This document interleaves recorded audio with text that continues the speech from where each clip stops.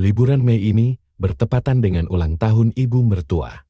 Karena harus lembur, istriku terpaksa pulang sendirian. Ini pertama kalinya kami berpisah sejak menikah. Sebelum pergi, dia menangis manja, mengaku tidak tega meninggalkanku. Merasa tidak tega, aku rela melepas bonus kerja demi mengambil cuti. Diam-diam ku beli tiket kereta jadwal berikutnya untuk memberinya kejutan. Tapi begitu lampu padam malam itu, aku mendengar suara dari bilik sebelah yang mirip sekali dengan istriku. Sayang, menurutmu gimana kalau dia tahu aku pergi merayakan ulang tahun ibumu? Bahkan angpau 8.888 yuan darinya juga buat ibumu. Apa dia tidak akan gila? Padahal Zupan tidak mungkin ada di kereta ini. Karena baru saja dia mengirim pesan mengabarkan sudah sampai rumah. Namun suara itu terlalu mirip. Bahkan cara tertawanya persis sekali dengan Zupan. Aku memutuskan untuk mengintip diam-diam. Seluruh gorden di gerbong sudah ditutup rapat, suasananya sangat gelap gulita. Jadi aku tidak menyalakan senter. Dengan berjinjit, aku bangun dan melongok ke bilik sebelah. Di ranjang bawah yang sempit, tampak dua orang sedang berbaring. Si pria tertawa sinis, berkata, dia tidak akan tahu, bukankah kamu baru saja mengiriminya pesan? Si bodoh itu pasti malah bertanya, apakah uang belanjamu masih cukup? Tubuhku seketika bergetar, tepat seperti itulah balasan pesanku kepada Zupan tadi. Tidak meleset satu kata pun, mungkinkah Zupan berselingkuh di belakangku? Kutahan emosi yang meluap, lalu kuambil ponsel untuk meneleponnya. Benar saja, layar ponsel di ranjang mereka langsung menyala. Dan dari speaker terdengar suara Zupan yang berbisik sambil membekap mulutnya. Hobi, ibu sudah tidur, aku tidak bisa bicara. Kalau ada apa-apa cat saja ya. Sebelum sempat kuajak bicara, telepon langsung dimatikan. Dari bilik sebelah terdengar lagi keluhan, dasar gila, menelepon tengah malam begini. Sudahlah, jangan sampai dia merusak suasana romantis kita. Setelah itu terdengar suara ciuman yang basar, aku sangat yakin itu Zupan. Dia benar-benar selingkuh dengan pria lain di belakangku. Kami sudah menikah selama 2 tahun, hubungan kami sangat harmonis dan selalu bersama. Karena pekerjaanku yang sibuk, aku hampir tidak pernah libur. Tahun lalu, saat mertuaku ulang tahun, Zupan memilih tidak pulang karena tidak tega berpisah denganku. Kepergiannya kali ini adalah perpisahan pertama kami.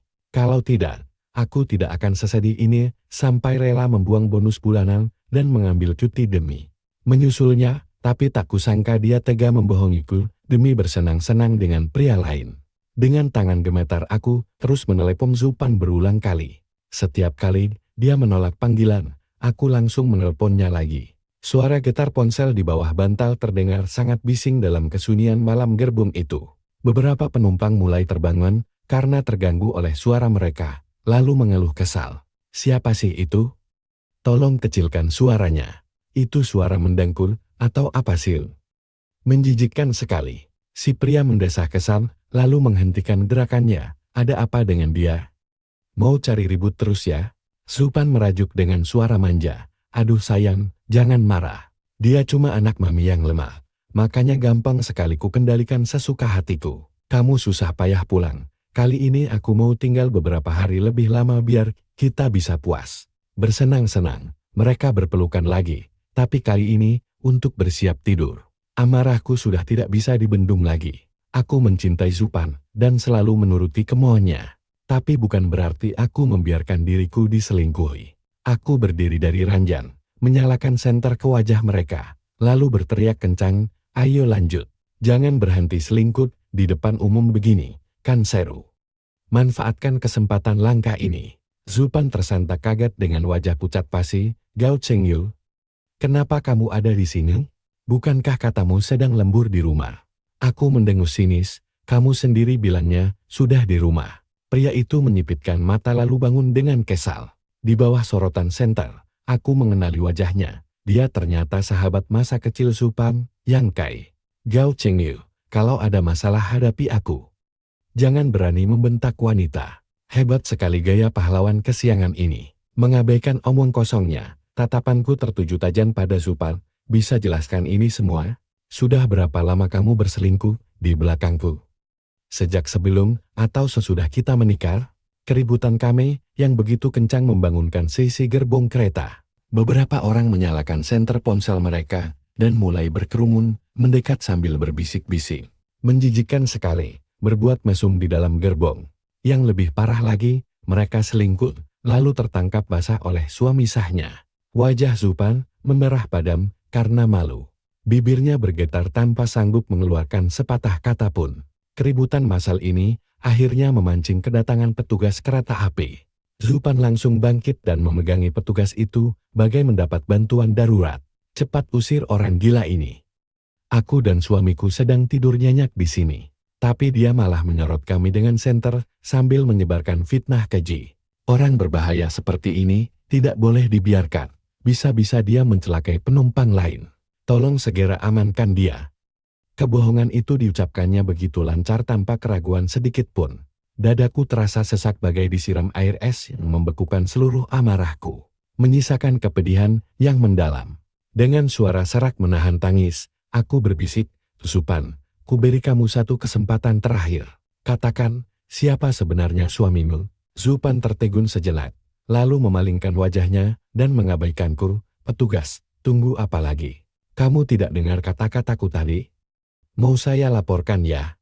Petugas yang kebingungan akhirnya melangkah maju dan berkata padaku dengan sungkan, Pak, bagaimana kalau saya pindahkan Anda ke gerbong lain?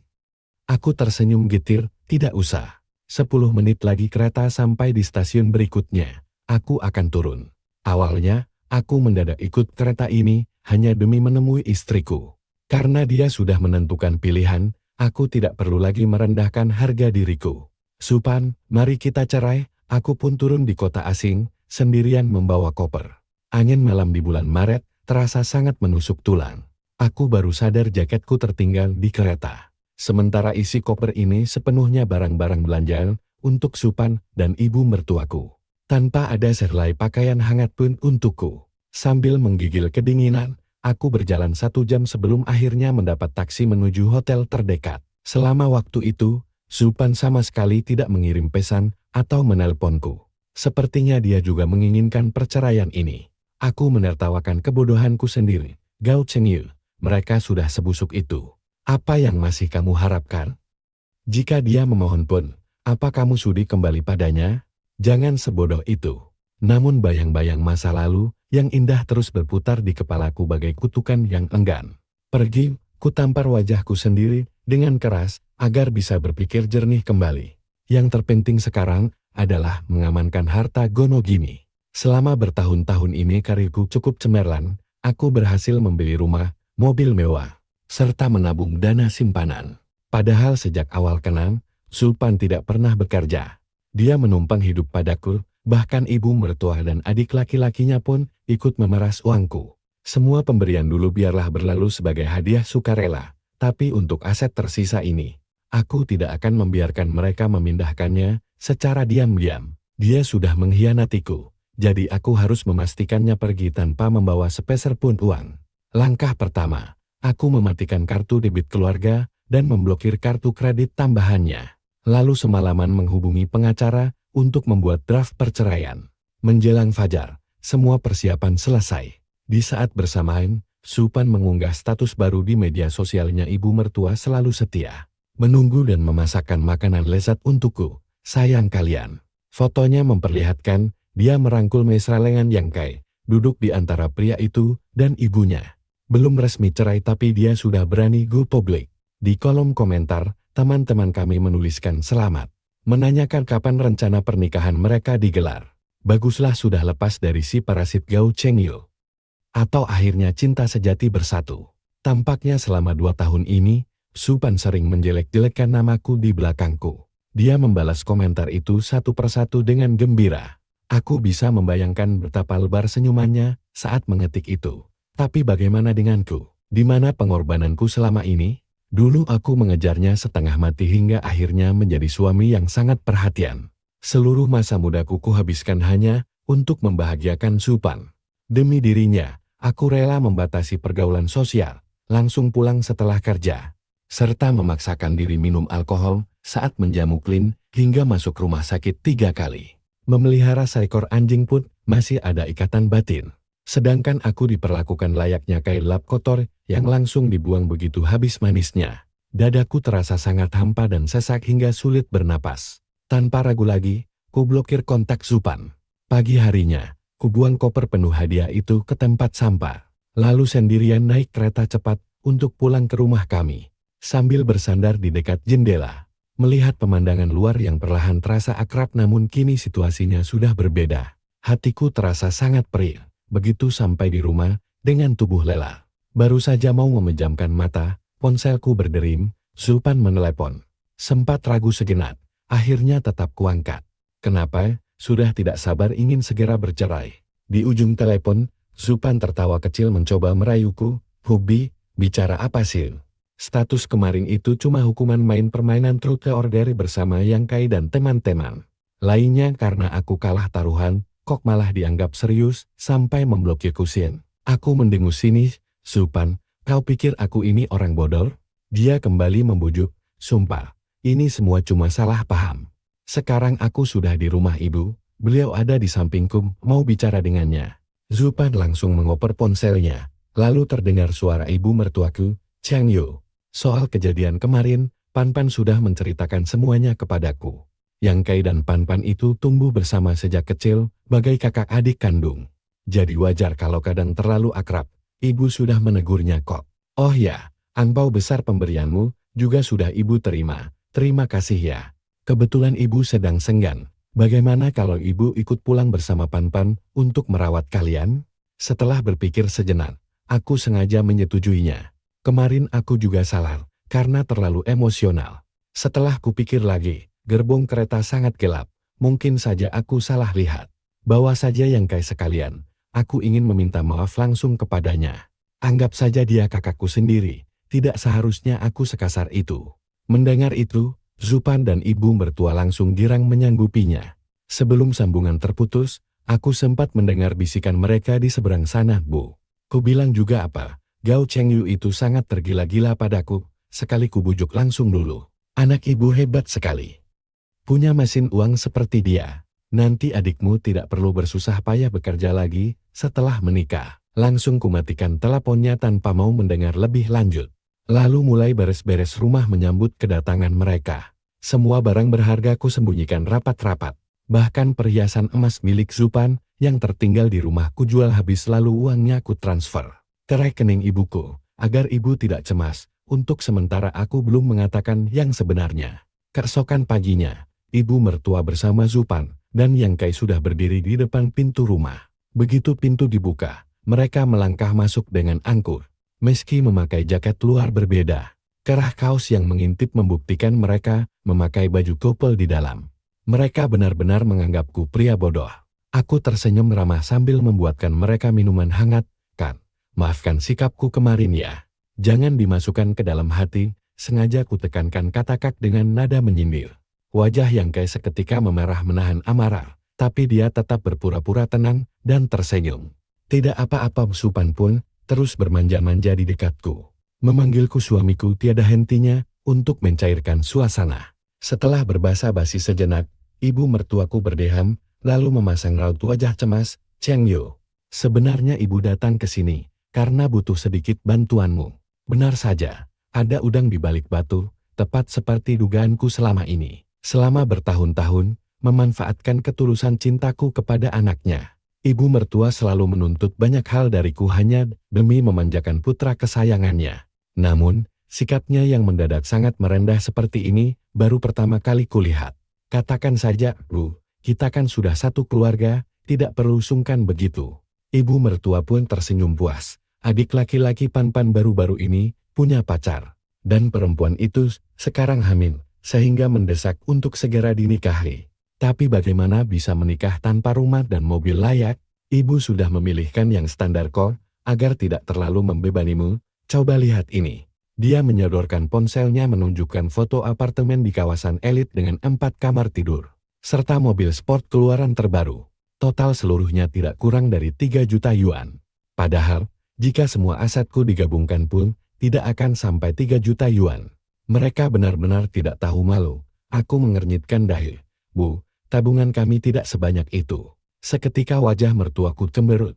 Lalu Zupan menyenggol lenganku sambil berbisik. Bicara apa sih? Tinggal jual saja rumah dan mobil kita ditambah tabungan, pasti cukup kan? Adikku harus segera menikah demi bayinya. Masalah uang kan bisa kamu cari lagi nanti. Aku hanya bisa tertawa sinis dalam hati. Gao Chengyu, inilah istri pilihanmu yang tega memerasmu habis-habisan, mimpi saja sana. Bu, biar ku pikirkan dulu ya. Wajah mertuaku makin masam. Sudahlah.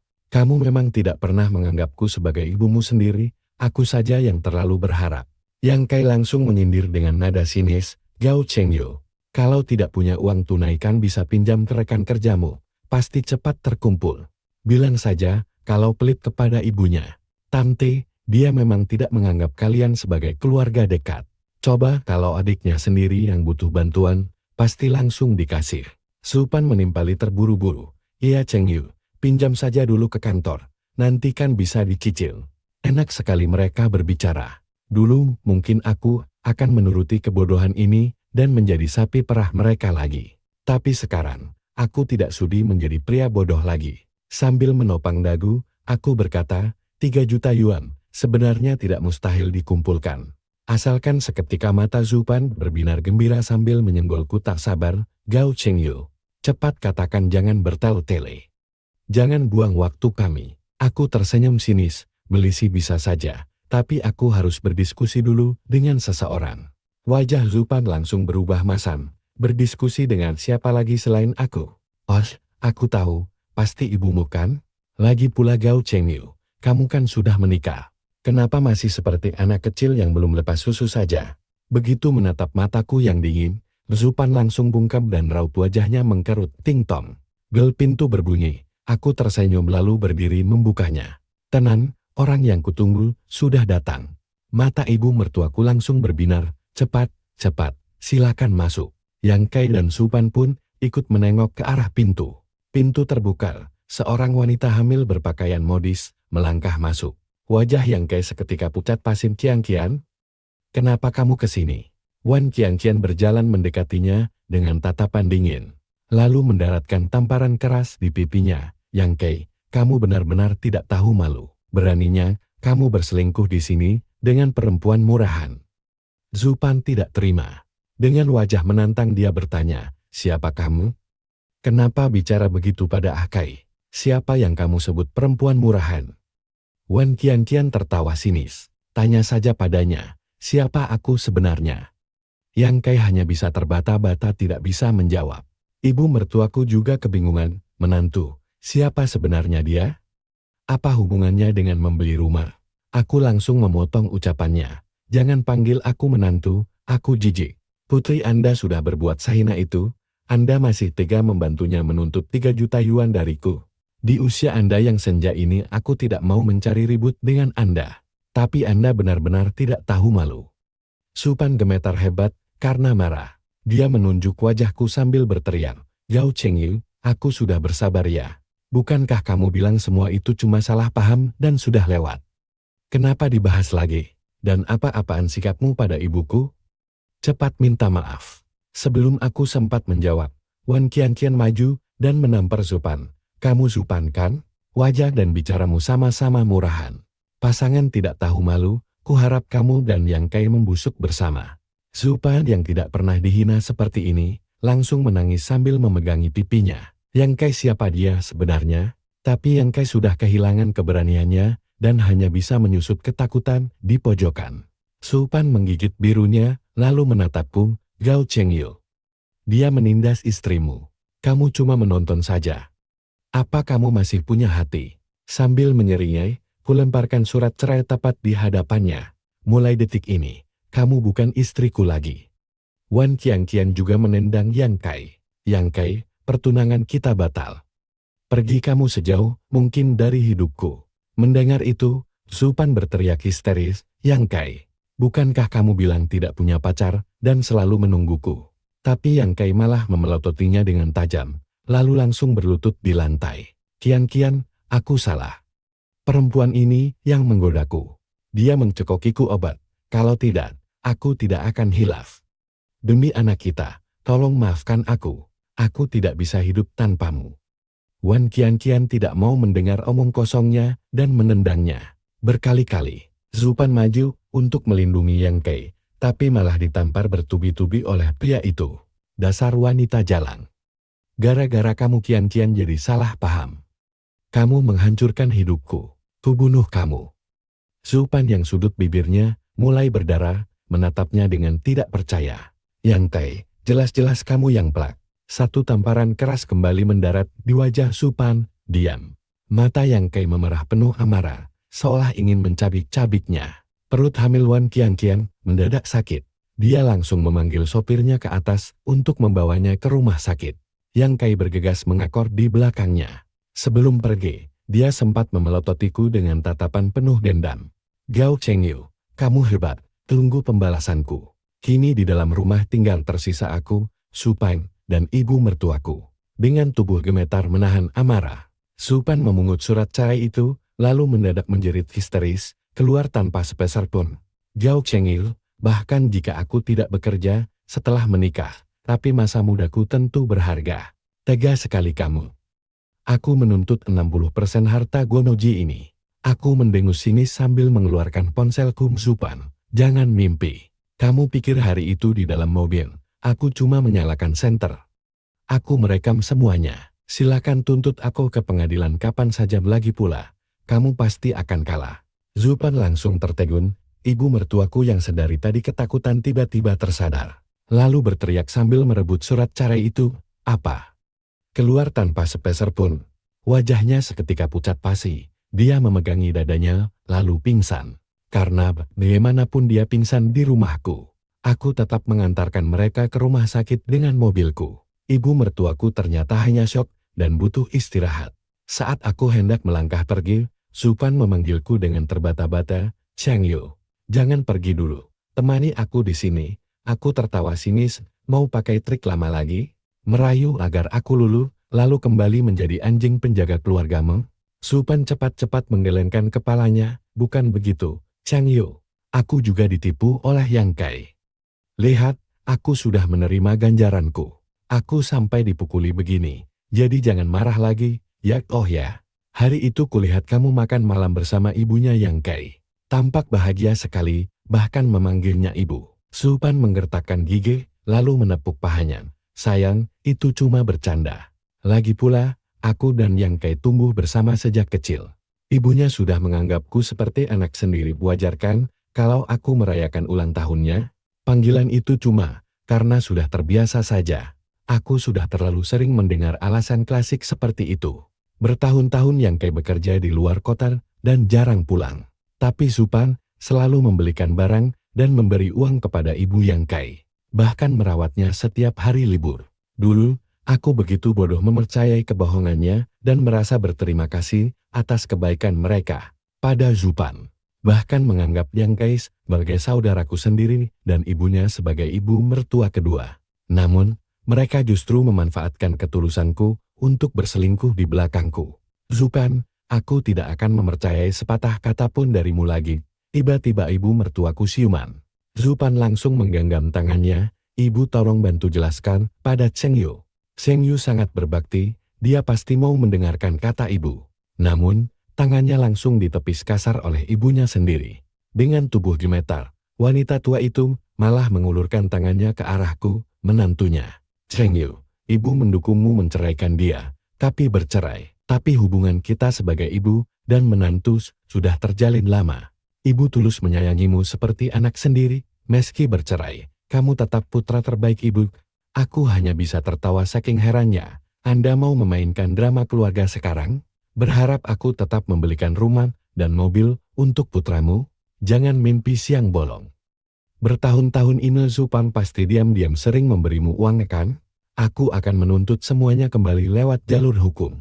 Aku berbalik dan melangkah pergi tanpa menoleh, bersiap mengurus berkas perceraian kami. Namun baru saja keluar, tiba-tiba terdengar suara benturan keras dan jeritan histeris dari dalam kamar rawat. Spontan aku menoleh mengintip ke dalam.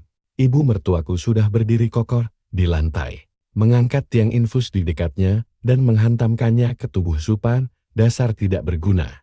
Mengurus satu pria saja tidak becus. Bukankah sudah kubilang tahan dirimu? Tunggu sampai adikmu mendapat rumah dan mobil baru pacaran dengan Yang Kai. Kenapa kamu begitu tidak sabaran? Sekarang lihat, kita tidak mendapatkan apa-apa.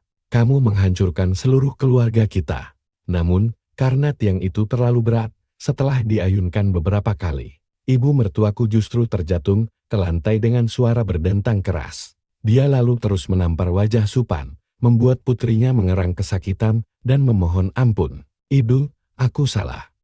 Selama ini aku punya tabungan rahasia. Dan Gao Chengyu juga membelikanku banyak perhiasan emas, aku bisa menjual semuanya. Pernikahan adik pasti tidak akan tertunda. Baru saat itulah ibunya tersenyum tipis. Mereka berdua duduk di lantai merencanakan sesuatu. Aku tidak sudi mendengarnya, langsung berbalik pergi tanpa diduga di tikungan koridor. Aku berpapasan dengan Wan Qianqian yang terbaring di atas ranjang dorong rumah sakit. Dengan berlinang air mata dia menatapku. Terima kasih banyak, ya. Kamu menyelamatkanku sebelum terperosok lebih dalam dan membantuku melihat sifat asli pria itu. Hanya saja, bayi ini tidak bisa ku pertahankan. Memiliki ayah bajingan, sepertinya hanya akan menyiksanya lahir ke dunia. Aku menatap kepergiannya dengan rasa bersalah. Wan Qianqian adalah putri dari mitra bisnis perusahaan tempatku bekerja. Suatu kali dia mewakili ayahnya untuk berurusan denganku, dan kami bertukar nomor ponsel. Saat itulah, aku melihat foto profil obrolannya bersama Yang Kai. Tapi, karena aku tidak suka mencampuri urusan orang lain, aku tidak menceritakannya kepada siapapun. Siapa sangka takdir mempertemukan kami dengan cara seperti ini untuk menyelamatkan kami berdua. Dia berhasil mundur tepat waktu di tepi jurang. Sedangkan aku mendapat kesempatan memulai hidup baru sebelum kehilangan segalanya. Dalam hati aku bersumpah, mulai hari ini aku akan hidup demi diriku sendiri. Begitu sampai di rumah, aku langsung menyingkirkan semua barang milik Supan. Yang masih layak kupasrahkan untuk donasi, sisanya kubuang ke tempat sampah. Aku juga mengganti kunci pintu utama dan memasang kamera pengawas pintar. Sebenarnya aku mengambil cuti 3 hari untuk menemani Supan, tapi karena tersisa 1 hari, aku gunakan saja untuk beristirahat total. Mematikan ponsel, mandi air hangat, lalu menyalakan televisi untuk menonton pertandingan bola favoritku sambil memesan banyak makanan. Kesukaanku, bertahun-tahun ini, aku selalu mengalah mengikuti selera makannya. Dan apapun yang dia suka tonton, aku selalu mendampinginya. Aku hampir lupa betapa menyenangkan dan ringannya hidup saat menjadi diri sendiri. Akhirnya aku tertidur pulas di sofa. Entah jam berapa, tiba-tiba bel pintu berbunyi nyaring. Bahkan kunci digital pintu depan terus mengeluarkan peringatan gagal verifikasi kata sandi. Aku berjalan mengendap-endap mendekati pintu, benar saja, di luar ada Supan. Meski dia mengenakan pakaian serba hitam dengan topi menunduk, aku langsung mengenalinya. Seketika ku buka pintu dengan kasar, Supan, apa yang kamu lakukan? Mau merampok tengah malam begini? Supan tersentak kaget dan hampir terjatuh. Gao Chengyu, jangan bicara kasar begitu, kita kan belum resmi bercerai. Ini masih rumahku juga. Dia mencoba menerobos masuk, tapi langsung kudorong keluar. Rumah ini kubeli tunai dengan uangku sendiri, tidak ada hakmu di sini. Mau kamu setuju atau tidak, aku akan menuntutmu ke pengadilan. Kalau kamu nekat, aku telepon polisi. Tapi dia tidak peduli dan terus memaksa masuk. Tapi barang-barangku masih di dalam. Aku cuma mau mengambil barang milikku sendiri. Tenaganya tentu tidak sebanding denganku. Dia pun terdorong kembali keluar. Zupar, video mesumu dengan Yang Kai masih tersimpan di ponselku. Kalau kamu tidak tahu malu, ayo kita panggil polisi saja dan lihat saat rahasia ini terbongkar. Siapa yang akan dihujat masyarakat? Lagi pula, semua barangmu itu dibeli menggunakan uangku, jadi itu mutlak milikku. Kalau kamu nekat merampasnya, itu namanya pencurian. Bagaimana kalau kita biarkan polisi yang menilainya? Supan seketika tertegul dan menarik kembali tangannya. Dia membenarkan letak topi hitamnya lalu memelototiku dengan tajam. Gao Chengyu, kamu kejam sekali. Memang dasar kacang lupa kulitnya. Sampai detik ini, dia masih merasa tidak bersalah dan menganggapku yang jahat. Untunglah semua sudah berakhir. Aku menutup rapat pintu utama, kembali ke kamar, dan melanjutkan tidurku dengan tenang. Ketika terbangun, hari baru yang cerah telah menanti. Mulai sekarang aku tidak perlu lagi membiayai hidup Supan maupun seluruh keluarganya yang parasit. Itu, aku bisa menikmati hidupku sendiri. Meski tidur dengan hati gembira, aku mendadak terbangun sebelum fajar menyingsing. Bertahun-tahun Supan selalu tidur di sampingku. Kini tiba-tiba harus sendirian. Rasanya memang agak aneh. Menatap langit-langit kamar yang gelap gulita, pikiranku melayang ke masa lalu. Pertemuan pertamaku dengan Supan terjadi saat pameran kerja di kampusnya. Saat itu, dia dijambak ibunya ke pojokan koridor dan dimarahi habis-habisan. Adikmu sedang butuh banyak uang sekarang, berhenti saja kuliah dan carilah kerja demi adikmu. Supan memohon sambil menangis, Ibu, tinggal 1 tahun lagi aku lulus. Aku berjanji akan bekerja paruh waktu setiap ada kesempatan. Dan semua hasilnya ku berikan untuk ibu. Namun ibunya tidak peduli, malah menjawar telinganya lebih keras. Uang receh begitu mana cukup. Lebih baik kamu cari pria kaya, agar bisa mengubah nasib instan. Biar adikmu hidup enak. Aku tidak ingat lagi apa kelanjutan ucapan mereka. Aku hanya mengingat seorang gadis berkemeja putih yang sudah usang memudar. Memegangi telinganya yang merah sambil menangis di sudut ruangan sepanjang sore. Gadis itu bernama Zupan. Sejak pandangan pertama, aku jatuh cinta dan ingin selalu melindunginya dan merawatnya. Aku membiayai kuliahnya, memberi uang jajan bulanan, bahkan memberinya uang ekstra untuk diserahkan kepada ibunya. Namun dia selalu menjaga jarak dan enggan menerima cintaku. Aku tetap setia mendampinginya selama bertahun-tahun, menemaninya lulus kuliah. Hingga menyemangatinya belajar untuk ujian pascasarjana hingga akhirnya, setelah kegagalan ujiannya yang kedua, dia justru melamarku. Aku ingat betul hari itu langit sangat biru, embusan angin terasa begitu hangat. Supan mengenakan gaun putih pemberianku, memeluk sebuket bunga matahari. Berdiri di bawah terik mentari, dengan senyuman termanisnya. Dia berkata, Gao Chengyi, aku bersedia menikah denganmu. Setetes air mata jatuh membasahi bantal. Aku segera menyekanya sambil tersenyum kecut. Yang tidak biasa lambat laun pasti akan terbiasa juga. Kondisi sekarang jauh lebih baik daripada terus diperalat layaknya orang bodoh. Aku menatap cermin dan membangkitkan seluruh semangatku untuk bangkit. Tanpa dia, hidupku harus jauh lebih bahagia. Aku mulai mencurahkan seluruh energiku untuk fokus bekerja. Di luar dugaan, Supan tidak pernah menggangguku lagi dan langsung menandatangani surat cerai. Dengan cepat, berdasarkan info dari pengacaraku, dia sempat berkonsultasi dengan Hukun untuk menuntut pembagian harta Gonogini. Namun setelah diteliti lebih dalam, mereka menyadari bahwa kalau sampai masuk pengadilan, dia malah harus bayar ganti rugi imaterial yang besar padaku. Pantas saja dia melepaskanku begitu mudah. Hari itu, masa tenang perceraian berakhir. Aku datang ke kantor sipil sesuai janji, tapi setelah menunggu seharian, Zupan tak kunjung muncul. Saat aku hendak pergi dari jauh, tampak seseorang berjalan pincang, ternyata itu Zupan. Tubuhnya kurus kering, kulitnya dipenuhi lebam biru keunguan. Begitu melihatku, matanya memancarkan kebencian. Gao Chengyu, sekarang kamu puas? Aku bingung. Dia lanjut berteriak, gara-gara kamu menguasai semua hartaku tanpa menyisakan sepeser pun dan yang kayak diam-diam menguras semua tabunganku. Adikku gagal beli rumah, dan sekarang keluargaku mengusirku karena menganggapku musuh. Aku menggelandang di bawah jembatan, kelaparan setiap hari. Ini semua salahmu. Aku hanya mendengus dingin. Yang kayak yang menipumu tagih saja uangmu ke dia. Apa gunanya melampiaskannya padaku? Lagi pula, aku tidak utang apa-apa padamu. Ingat, tanpa aku, kamu bahkan tidak akan bisa lulus kuliah. Supan memelototiku dengan tajam, lalu terdiam. Kami masuk ke dalam untuk tanda tangan perceraian. Semuanya selesai dengan cepat. Angin sepoi-sepoi menerpa wajahku, mengingatkanku pada hari kami menikah dulu. Saat itu, Supan memakai gaun indah dan tudung pengantin. Kami bergandengan tangan dengan penuh semangat, mengambil banyak foto untuk mengabadikan momen istimewa itu. Namun kini, di tempat yang persis sama orang yang sama, tapi suasananya sudah jauh berbeda. Aku dan Supan kini layaknya musuh. Begitu melangkah keluar, kami saling membuang muka dan berjalan ke arah yang berlawanan. Setelah hari itu, aku menjemput ibuku untuk tinggal bersamaku. Sadar bahwa selama ini, aku terlalu sibuk mengurusi Supan hingga mengabaikannya. Aku merasa sangat berdosa karena kesibukan kerja. Aku membelikan seekor anjing kecil untuk menemani ibu di rumah. Ibu selalu memasak makanan kesukaanku setiap hari. Hidupku kembali ke rutinitas rumah dan kantor. Meski sering lembur hingga larut malam, Anehnya aku tidak merasa lelah sama sekali. Hingga suatu hari di kantor aku kembali bertemu dengan Wan Qianqian.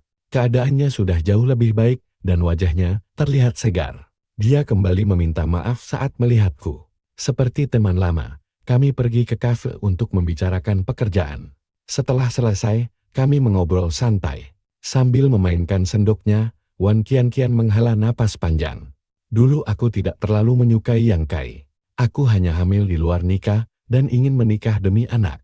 Jadi, aku membiarkan dia menghabiskan uangku karena aku memang tidak kekurangan. Tapi dikhianati adalah hal yang tidak akan pernah dimaafkan. Hari itu, setelah aku keluar dari ruang operasi, Yang Kai berlutut sangat lama. Dia terus menangis memohon ampun hingga aku tidak bisa istirahat. Karena kesal, aku menyuruh pengawal memukulinya, lalu dia menghilang begitu saja. Apa mungkin dia sekarang bersama Zupan? Aku menggelengkan kepala, sepertinya tidak. Zupan sudah jatuh miskin. Lelaki parasit seperti Yang Kai mana mau kembali kepadanya. Dia pasti sudah mencari mangsa baru. Wan Qianqian mengernyit, kalau begitu, aku harus menyebarkan fotonya di internet agar orang-orang waspada.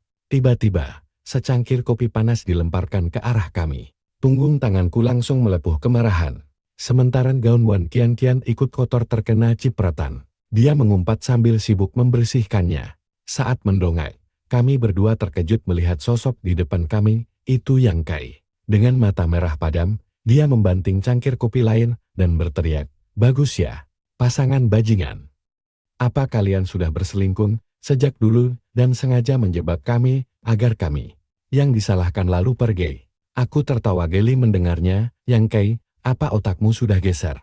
Jelas-jelas kamu yang berbuat salah. Sekarang malah memutarbalikkan fakta." Tatapan Yang Kai mendadak menjadi sangat dingin hingga membuatku merinding.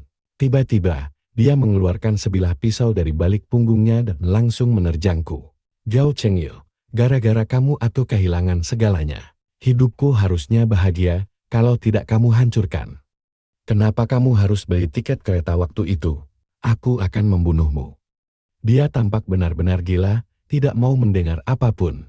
Dan tenaganya sangat kuat, hingga membuatku terluka di bagian lengan meski sudah mencoba menghindar. Wan Qianqian langsung menelepon polisi. Para pelayan kafe juga mencoba melerai namun gagal. Beruntung, polisi cepat datang dan meringkusnya. Namun, bajuku sudah robek dan lenganku terluka di dua tempat. Wan Qianqian merasa sangat bersalah dan menemaniku ke rumah sakit. "Maafkan aku, Cheng Yu, sebenarnya aku sempat melihat bayangannya di kamera pengawas. Tapi karena buram, aku tidak yakin, dia juga tidak menggangguku, jadi aku abaikan. Rupanya dia membuntutiku demi menemukanmu, kalau bukan karena aku, kamu tidak akan terluka." Sambil menahan rasa sakit, aku menggeleng dan berkata ini bukan salahnya. Yang Kai dijatuhi hukuman 10 tahun penjara atas percobaan pembunuhan. Namun, karena terbukti mengalami gangguan jiwa, dia dipindahkan ke rumah sakit jiwa. Tak lama kemudian, polisi mengungkap kasus lain yang tak terduga. Di dekat makam leluhur keluarganya, mereka menemukan jasad wanita yang setelah diperiksa ternyata adalah Zupan.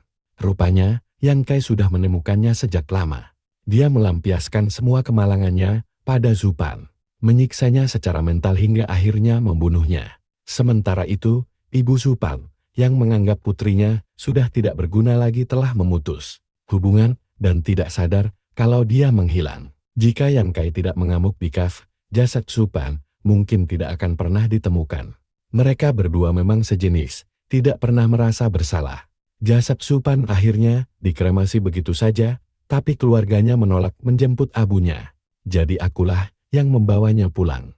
Aku menguburnya di bawah pohon yang dulu dia sukai tanpa mengucapkan sepatah kata pun. Tidak ada kesedihan atau penyesalan di hatiku, aku benar-benar telah merelakannya. Setelah itu, hidupku kembali tenang dan karirku mulai menunjukkan kemajuan pesat. Saat melakukan perjalanan bisnis keluar kota, aku tidak sengaja melewati kampung halaman Zupan. Di sana, aku mendengar kabar tentang ibunya. Ternyata, dulu adik laki-laki Zupan menghamili anak seorang bos preman. Namun, karena tidak punya uang untuk menikah, dia dianggap tidak bertanggung jawab. Bos preman itu menyuruh anak buahnya mematahkan kedua kaki adik Zupan. Tak sanggup menerima kenyataan bahwa dirinya cacat, dia memutuskan untuk mengakhiri hidupnya. Ibunya yang tidak kuat menahan cobaan berat ini, akhirnya ikut bunuh diri dengan melompat ke sungai. Benar saja kata pepatah, kejahatan pasti akan berbalas kehancuran.